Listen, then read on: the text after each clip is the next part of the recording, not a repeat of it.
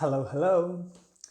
¿Cómo aplicamos conceptos de la filosofía del yoga en nuestro día a día como yogis emprendedores? Esto es de lo que vamos a hablar hoy. En concreto vamos a hablar del Sutra 1.12 y del Sutra 2.1 de Patanjali. Esto es lo que vamos a tener en esta charla en Emprendedores del Yoga. Si aún no me conoces, soy Manu, soy el fundador de este grupo en el que hablamos pues, de todos estos temas que nos incumben, temas de liderazgo, temas de emprendimiento, todas estas cositas que muy rara vez nos enseñaron en nuestras formaciones de yoga. Especialmente hoy tenemos esta charla que habla de filosofía del yoga. Personalmente decirte que no soy un experto en filosofía, no sería la persona a la que irías a estudiar filosofía del yoga, pero sí que es cierto que me gusta muchísimo, siempre me ha interesado y siempre he estado pues como un poco humeando y viendo un poco el tema de la filosofía. He leído ciertos textos, ciertos libros, como los Yoga Sutras de Patanjali, es uno que he leído varias veces. La Bhagavad Gita no, sí, perdón, la Bhagavad Gita. La Bhagavad Gita la he leído una traducción de la Bhagavad Gita, que por cierto es uno de los textos con los que más encuentro dificultades. Y algún otro texto yógico. Pero lo cierto es que no soy un experto. Pero bueno, voy a compartir lo que sé hoy contigo aquí. Si estás viendo el directo, déjame un hashtag directo. Si estás viendo el vídeo, déjame un hashtag vídeo. Saluda, manifiéstate, cuéntame qué estás haciendo, cuéntame si aprendes algo nuevo con esta charla de hoy.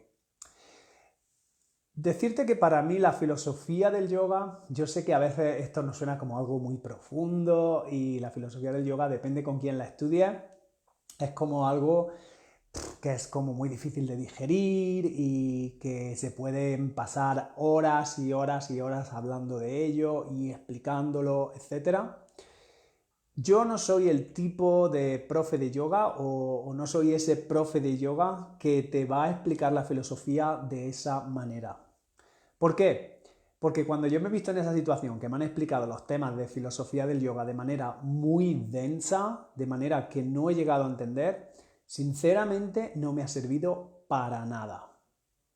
O sea, me ha pasado de estar en clase donde el profe quizás podría ser un profe renombrado de filosofía y yo podía estar allí y podría estar durante 1 hora o 2 horas o lo que durara la clase y esta persona, este profe, estaba hablando de filosofía y era todo tan denso y tan profundo que es que salía de la clase y estaba igual que antes, pero quizás con un poquito de dolor de cabeza.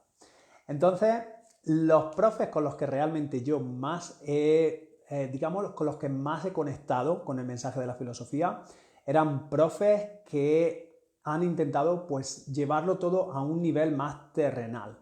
De alguna manera a simplificar el mensaje para que yo y los otros alumnos lo pudiesen entender. Sobre todo me gustaba muchísimo cuando estos profes hacían metáforas o tomaban ejemplos de lo que es el día a día y la vida diaria. Hola Rebe, ¿qué tal? Rebe está por aquí. Yo sé que Rebe a ti te gusta también mucho hablar de filosofía del yoga y sé que lo haces mucho en tu grupo Mini Buddy Yoga. Así que bueno, espero que también Rebe nos puedas aportar algo. Si hay algo que se te ocurre durante el directo, por favor, ya sabes que estás invitada a dejar algún comentario. Como te decía, esos profes con los que más resonaba son esos profes que me simplificaban mucho todo el tema este de la filosofía del yoga. Y uno de ellos, el que más recuerdo, el que más tengo cerca del corazón, fue un profe en India, en el Instituto Kavalyadam, está cerca de Mumbai, en Lonavala. Y este profe era un señor mayor y era una pasada. O sea, era una pasada por lo simple que lo hacía todo. Rebeca dice, la filosofía es lo máximo. Estoy contigo, Rebeca. A mí la filosofía me gusta mucho, pero como te digo, cuando me la explican de una manera muy sencillita. Y este profe es lo que tenía. Mr. Bode, le llamábamos Mr. Bode, era un señor mayor y te explicaba todo de una manera que decías, claro, o sea, este concepto me lo habían explicado 500 veces. He estado 1000 veces en esas clases donde por 2 horas escuchaba y escuchaba y me he quedado como estaba, pero con dolor de cabeza. Y este hombre, este señor, me lo ha explicado en 10 minutos o con unas pocas palabras, me ha explicado lo que significa este concepto y me ha quedado súper claro porque ahora lo veo en la vida diaria. Entonces eso a mí es lo que me inspira. Y hoy lo que voy a hacer, como te decía, yo no soy un experto en filosofía del yoga, pero me interesa mucho y lo poco que sé lo voy a compartir contigo enfocado a lo que es los temas que realmente me encantan y los temas que realmente me apasionan, que es el tema del liderazgo, del emprendimiento dentro del mundo del yoga. Así que voy allí. Me atrevo a hacer este directo. Espero que lo tomes con una mente abierta, pero por supuesto, como siempre te digo, si tienes algún comentario o algo que quieres aportar o algo con lo que no estás de acuerdo, te invito a dejar comentarios en la publicación para que podamos hablar de esto un poquito más en profundidad. Pues bien, vamos a ver el primer sutra que quería hablar hoy es el Sutra 1.12, que es ese sutra que dice Abhyasa Vairagya Abhyam Tam Nirodha. Este es el Sutra de Patanjali en el que habla de la práctica y del desapego. O sea, vamos a sacar un poco jugo de este sutra. La primera palabra, abhyasa, esta palabra generalmente se traduce como práctica. Muchas veces cuando lo ponemos en el contexto del asana o en el contexto de una clase de yoga, precisamente hablamos de ello, ¿no? Del tipo de práctica que estamos realizando en esos momentos. Hablamos en el contexto de, por ejemplo, la práctica del asana, incluso aún sabiendo que el libro de los Yoga Sutras, el texto de los Yoga Sutras, no se habla mucho del asana, solo se habla del asana, me parece que son un par de veces o 3 veces, no estoy seguro, 2 o 3 veces, aparece la palabra asana. Entonces, esa palabra, abhyasa, la primera, va muy relacionada con práctica. La segunda, vairagyam, tiene que ver o se ha traducido con lo que en castellano podemos decir desapego. Y claro, quizás a veces simplificamos mucho porque sabemos que el sánscrito sabemos que es una lengua que se puede traducir de muchísimo, o sea, una palabra puede tener muchísimos significados, es una lengua muy rica. Pero digamos, justo para hoy, para dejarlo las cosas un poquito más sencillas y más simples, vamos a traducir vairagyam como el desapego, como el no estar pendiente de los resultados. Entonces, a menudo Rebe, me dices que hay 4 sutras. Hay 4 sutras en los Yoga Sutras que hablan de asana en sí. Pero como bien sabemos, si vemos los Yoga Sutras, si leemos los Yoga Sutras, en realidad nos va a sorprender de que no hablan de posturas, etcétera, etcétera. Hay otros textos, como por ejemplo el Hatha Yoga Pradipika, en el que sí que nos encontramos un cierto número de posturas. Pero en los sutras, aunque tenemos la palabra asana, va más bien referida a lo que es la traducción del sánscrito, que muchas veces es asiento. ¿Cuáles son tus traducciones favoritas? Me pregunta Rebeca. Bueno, pues la verdad es que mira, de los Yoga Sutras te va a resultar gracioso, pero es que, como te digo, me gustan las cosas tan sencillitas que de los Yoga Sutras, una de las traducciones que más me ha gustado fue de una de mis profesoras de yoga, de una de mis primeras profes de yoga, que se llama Sonia Radvila, y ella escribió un libro para niños de todas las edades, que se llama Young Yogi and the Mind's Monsters, el pequeño yogi y los monstruos mentales. Y es el primer Samadhipada, o sea, es todo el primer episodio, el primer capítulo, no sé cómo se llama la palabra, de los sutras.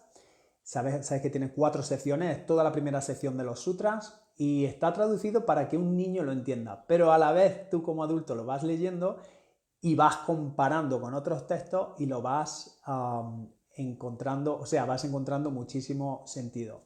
También tengo otro que me gusta mucho, que quizás lo tengo por aquí, pues sí, hemos tenido suerte, lo tengo por aquí.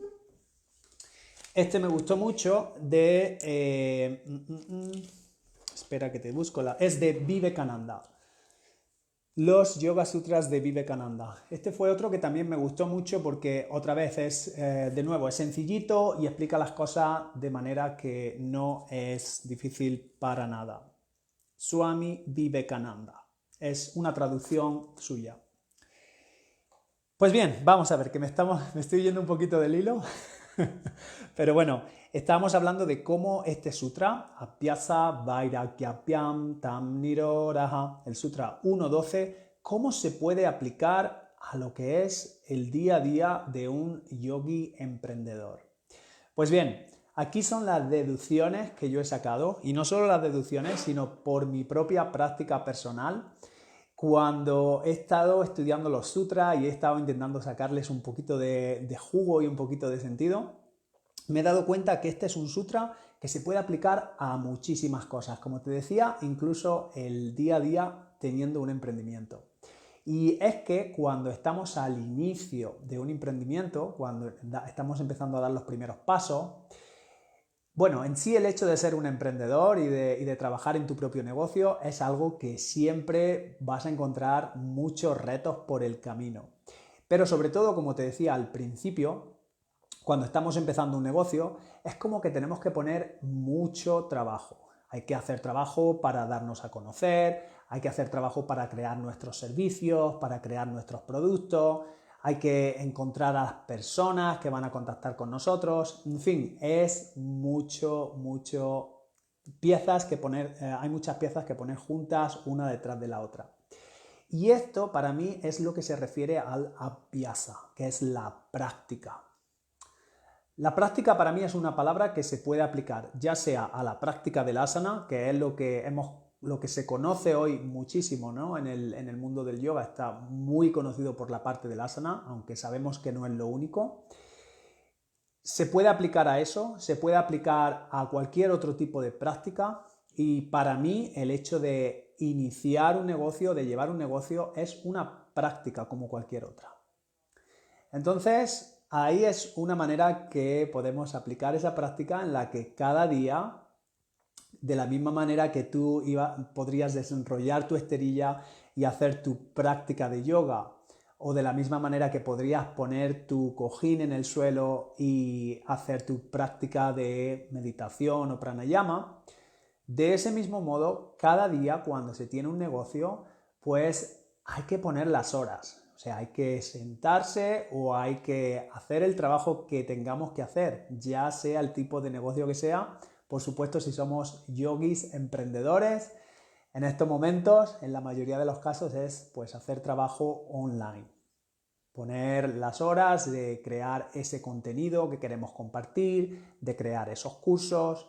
En el momento que abren las puertas, pues bueno, organizando nuestras clases presenciales, nuestros retiros, nuestros talleres, en fin, todo ese proceso, esto es el abhyasa, la práctica. Contadme si estáis de acuerdo, contadme si esto es algo con lo que tiene sentido, podéis identificarlo o no, os podéis identificar o no. Y luego tenemos, como decía, esa parte que es el Vairagyabhyam, que es la parte de Vairagyam, que es la parte del desapego, ¿vale? Es como que muchas veces lo que nos dice este Vairagyam es que hay que olvidarse un poco de las expectativas. Se aplica mucho en la práctica de lo mismo, como decía antes, ¿no? En el contexto del asana. Se dice mucho, haz tu práctica y no esperes muchos resultados, ¿no? En inglés se decía, en el mundo de las tangas se solía decir, practice, practice and all is coming. Practica y todo vendrá. Es como una manera de decir, haz lo que tengas que hacer y olvídate de los resultados. Porque muchas veces lo que pasa cuando empezamos algún proceso, ya sea ese proceso yógico de iniciar una práctica de yoga o ya sea un proceso de emprendimiento, lo que sucede es que si nosotros nos enfocamos en el producto final, nos va a ser muy difícil ir por ese camino. Y a ver que desgrane esto un poquito mejor, a ver que me entiendas, porque sí que es verdad que es necesario y es cierto y es necesario tener un mapa y saber hacia dónde nos queremos dirigir como emprendedores. Si tú tienes un negocio de yoga, ya sea online o presencial, y estás organizando un evento, si estás organizando un retiro, cualquier tipo de cosa que estés organizando o estás haciendo un plan de negocios y dónde te quieres ver durante los próximos 3, 5 o 10 años. Es importante, es súper importante que tengamos esas metas para saber dónde vamos, para tener ese mapa. Pero al mismo tiempo es súper importante que no confundamos la meta con lo que es la práctica y que no nos apeguemos a ese resultado que nos hemos creado que es como la meta, sino que sin embargo disfrutemos todo lo que es el proceso, desde el principio hasta el final, hasta donde lleguemos. Entonces, estos dos elementos, la práctica y el desapego, Abhyasa y Vairagyam, es como que van unidos en este sutra. Practica. Empieza tu clase, empieza tu rutina de asana, tu rutina de meditación, empieza tu negocio, haz lo que tengas que hacer, esa práctica que te va a llevar a conseguir unos resultados, pero al mismo tiempo no te quedes en los resultados. Intenta no apegarte a esos resultados. Vairagya. Abhyasa en Vairagya. Pues bien, este era el primero. Dime si te ha quedado claro, porque como te digo, a mí lo que me gusta es que me expliquen la filosofía y que me quede muy clara. Y si es el caso, me encantaría saberlo. Si no te ha quedado nada claro, dímelo también, porque aquí todos aprendemos. En este grupo todos vamos aprendiendo poco a poco. Voy a echar un trago de agua, porque estoy hablando mucho hoy y se me está secando la boca.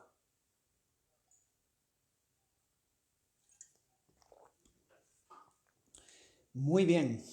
Y ahora vamos a ver el segundo sutra que quería ver hoy, que es el Sutra 2 de la segunda sección de los sutras. Es el primer sutra, que es el sutra que define Kriya Yoga. Y este sutra habla de tres componentes que son tapas, svadhyaya y ishvara pranidhana. Estos tres componentes que Patanjali dice que son los componentes del Kriya Yoga, también son los tres niyamas. Seguro que estás familiarizada con los yamas y los niyamas. Estos también son temas que aparecen en los Yoga Sutras de Patanjali. Los yamas ya sabemos que son esos preceptos que de alguna manera son leyes universales para cultivar las relaciones con otras personas. Y los niyamas son esos preceptos universales también, pero que más bien tienen que ver con la relación hacia nosotros mismos. Y los tres últimos niyamas tenemos tapa, svadhyaya, ishvara pranidhana.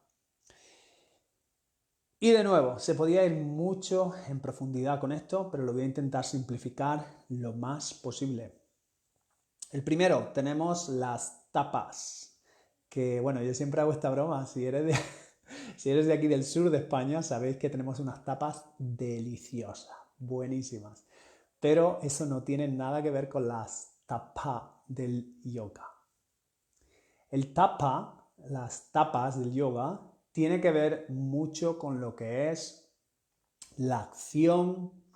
Muchas veces tapa se traduce como entusiasmo, como fuego, es como esa fuerza que nos mueve, ¿no? Es como esa fuerza que nos mueve adelante. Svadhyaya sería el siguiente término. Tiene que ver mucho o se traduce como autoestudio. Y esto para mí es una de las partes más importantes del yoga. O sea, para mí el yoga, para mí no me importa que haya asana, que haya... O sea, no es que no me importe, a ver, que me explique. Para mí un yogi no es necesariamente una persona que hace asana, no es necesariamente una persona que hace pranayama, no es necesariamente una persona que se va a un ashram por 3 meses, si todo este trabajo no conlleva esa parte que es el svadhyaya, que es el estudio propio. ¿Para qué estamos haciendo yoga? Muchas veces nos venden ese mensaje de que hacemos yoga para volvernos más flexibles, para aliviar estrés, para ponernos más fuertes, para tener un core más fuerte. Y sí que es cierto que todo esto son subproductos, o sea, todo esto son efectos secundarios, por así decirlo, de la práctica, que son positivos y son buenísimos, pero en realidad para mí el centro de la práctica del yoga es esa parte del autoconocimiento. Y sorprendentemente, para mí muchas veces esa parte no la he encontrado necesariamente en la parte del asana, sino en otras prácticas, incluso a veces un poquito, no diría lejanas, quizás esa no es la palabra que quiero decir, pero no tan relacionada directamente con el yoga, como por ejemplo la psicoterapia. Para mí ese Svadhyaya, como te digo, es el centro, es el autoconocimiento, es la parte por la cual practicamos yoga. Y por último tenemos el Ishvara Pranidhana. Y bueno, para explicarlo, Ishvara sabemos que quizás no hay una palabra muy acertada dentro de nuestra lengua para Ishvara, pero creo que una de las palabras más cercanas a Ishvara sería la divinidad. Y cuando hablamos de la divinidad, hablamos de esa divinidad personal que tenemos cada uno, cada una. Quizá no eres religioso, no eres religiosa, pero es posible que creas en algo más grande que tú, a lo que te sientes conectado o conectada. Algunas lo llamaréis Dios. Para mí personalmente es madre naturaleza. Déjame qué significa para ti. Me encantaría leerte en los comentarios cuál es esa fuerza o esa divinidad a la que te sientes conectada, que sientes que es más grande que tú, pero que al mismo tiempo también formas parte de esa divinidad. Hay personas que lo llaman el universo, como decimos, Allah, Dios, o sea, hay muchísimas palabras. Para mí, la madre naturaleza. Y la vida. Bueno, no sé si sería una o la otra, las dos. Quizás es la vida. La vida en sí, digamos, es el misterio, ese misterio de la vida es realmente lo que yo considero más grande que yo mismo, pero al mismo tiempo me doy cuenta de que formo parte de este. Y decíamos, tenemos el Ishvara y después tenemos el Pranidhana. Y el Pranidhana a veces se traduce en inglés como surrender. Surrender en español a veces se traduce como rendición, pero ¿cómo se puede traducir en un contexto un poquito más? Es como tener esa certeza de que esa divinidad, que es diferente en cada uno de nosotros y en cada una de nosotras, de que va a proveer, de que estamos protegidos, de que es como si fuera ¿cómo decirlo? Como una mantita mágica de amor, de sabiduría, que sabemos que la tenemos sobre nosotros y que nos protege, ¿no? Eso es un poco esa manera de traducir el confiar de que las cosas van a ir bien, de que todo va a salir adelante. Yogi Natalie, aquí me dices Dios, el universo, la naturaleza. fantástico, me encantan esos tres porque ha visto que yo también tenía dos o tres, me encanta que no soy el único. Que bueno, que están todos en realidad, están todos como muy conectados uno con el otro, ¿no? Pues bueno, estos tres términos, tapas, svadhyaya, ishvara, pranidhana. Tapas hemos dicho que era esa acción que encontramos en el día a día, en el momento que desenrollamos la esterilla, en el momento que tenemos ese entusiasmo para hacer las cosas que nos mueven. Cuando entramos en ese proceso, muchas veces ya sea durante la práctica de meditación, durante la práctica del asana, sabemos que ponerte en acción te va a mover muchas cosas. O sea, hay muchísimas cosas que se te van a mover dentro. Cuando empezamos a hacer movimiento, el movimiento crea movimiento a su vez y es como que todo ese movimiento va a ser una oportunidad para que otras cositas que hay dentro de nosotros, muchas veces, a lo mejor quizás temas emocionales o a veces otras cositas de las que no éramos conscientes, van a salir. Y estoy seguro que lo has experimentado. Las primeras veces que empezaste a practicar el asana o la meditación, ¿no te pasaba que, o sea, de repente te venían un montón de pensamientos y esa voz interior, ese juzgador, esa juzgadora interior que te decía, este asana nunca voy a llegar a conseguir hacerlo, o bla, bla, bla, o esto, o lo otro, bla, bla, bla, bla, todas estas voces, ¿no? ¿Te ha pasado? ¿Te ha pasado alguna vez? Dime que no soy el único, por favor. Pues bien, todo esto para mí es una oportunidad fantástica y estupenda para el self-study, para el autoestudio, svadhyaya. Nos ponemos en acción.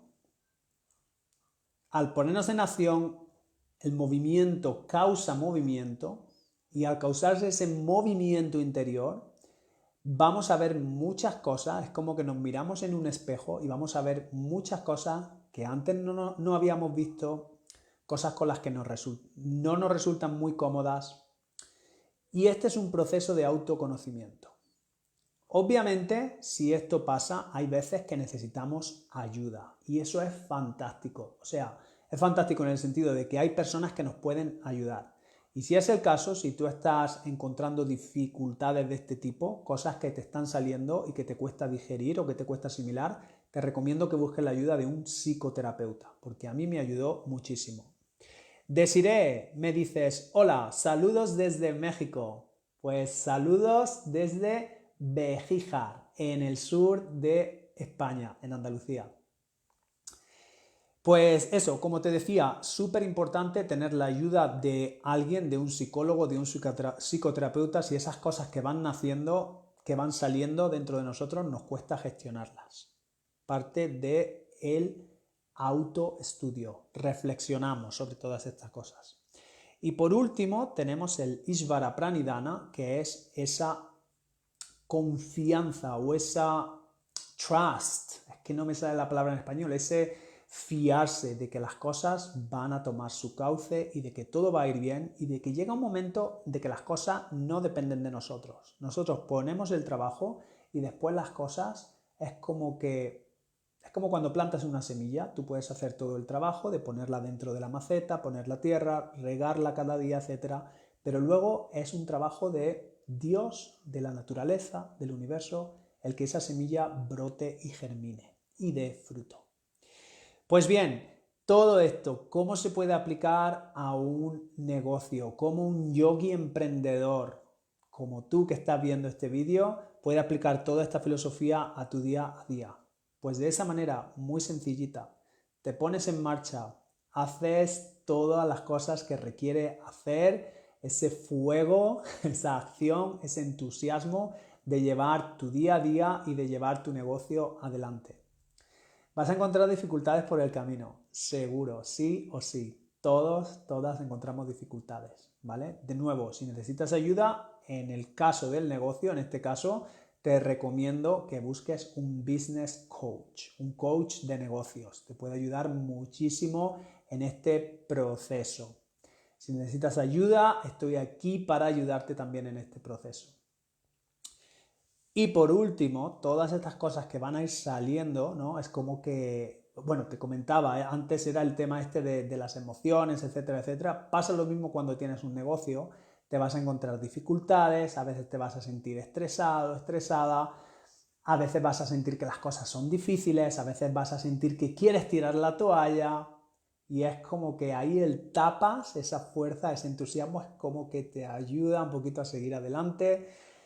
Y bueno, llega un punto en el que sabes que vas a hacer el trabajo y que hay que poner ese trabajo de tapas. Sabes que está esa parte que es del autoestudio, svadhyaya, que es esa parte que nos vamos a encontrar con dificultades sí o sí y vamos a intentar aprender de ellas, porque ese es el proceso del yoga, es aprender y autoconocernos, autoaprender. Y por último está esa parte que es la que una vez que tú haces tu trabajo, cuando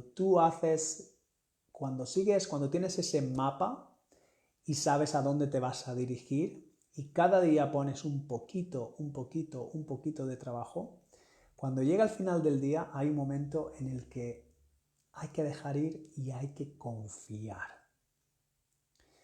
Y esa es la parte en la que Ishvara Pranidhana, ese fiarse, ese confiar que las cosas van bien, nos pueden ayudar a estar de alguna manera más sanos mentalmente, más sanos y más sanas.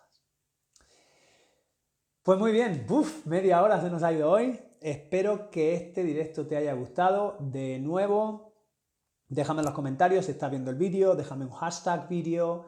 Y muchas gracias a todos vosotros, todas vosotras que habéis estado aquí viendo el directo. Espero que os haya servido. Si habéis aprendido algo, si hay algo que queréis comentar, como siempre, dejadlo en los comentarios y os leo luego. Así que muchísimas gracias y que tengáis un buen día. Chao, chao.